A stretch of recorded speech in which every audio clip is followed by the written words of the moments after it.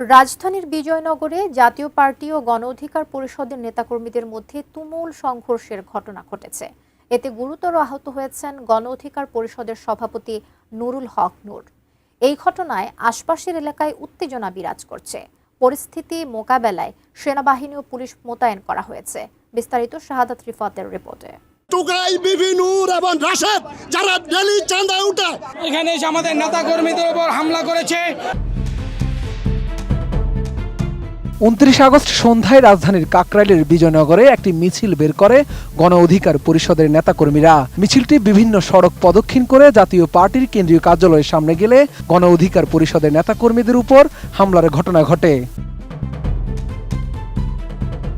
প্রত্যক্ষদর্শীরা জানান, মিছিলের পর রাত 8টার দিকে দ্বিতীয় দফায় জাপা কার্যালয়ের সামনে জড়ো হন গণ অধিকার পরিষদের নেতারা।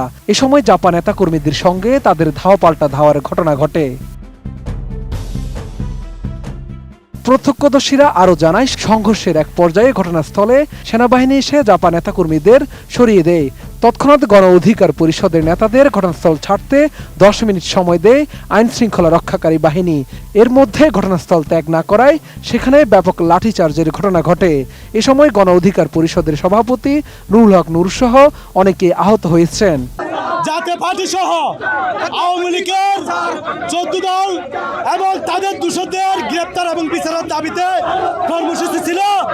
আমরা যখন এদিক দিয়ে মিছিল নিয়ে নাইটিঙ্গেল মোড়ের দিকে যাচ্ছিলাম, আমাদের উপর অতর্কিতভাবে জাতীয় পার্টির এবং আওয়ামী লীগের লোকজন জয় বাংলা স্লোগান দিয়ে আমাদের দিকে মিছিলের পিছন দিক দিয়ে ইট পাটকেল নিক্ষেপ করে। এখানে এসে আমাদের নেতা কর্মীদের উপর হামলা করেছে।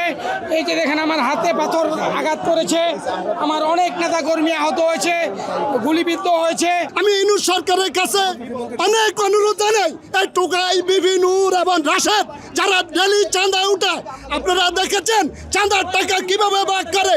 আপনারা মব জাস্টিস প্রতিহত করার জন্য আপনারা মিডিয়ারা দেখেছেন, সবাই বলেন এই বিবি নূরকে প্রতিহত করতে হবে, নইলে দেশ শান্তি আসবে না। নোভা এলইডি টিভি, ঝকঝকে ছবি, নিখুঁত শব্দ, 5 বছরের ওয়ারেন্টি। নোভা মানে সঠিক মান, নিশ্চিত সেবা।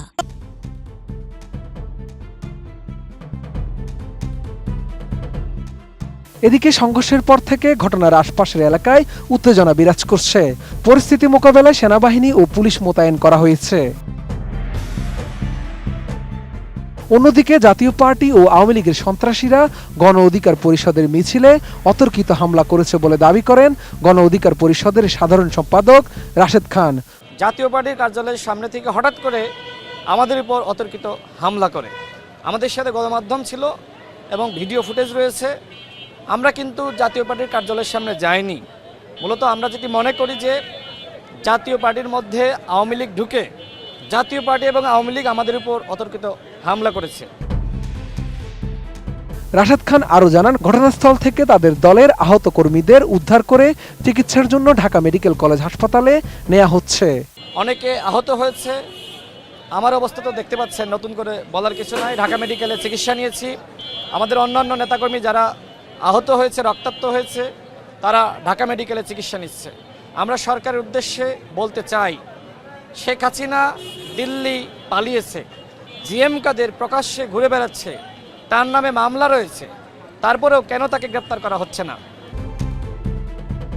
জাতীয় পার্টির চেয়ারম্যানের প্রেস সেক্রেটারি খন্দকার দেলোয়ার জালালী দাবি করেন, জাতীয় পার্টির কেন্দ্রীয় কার্যালয়ে সন্ত্রাসী হামলা হয়েছে।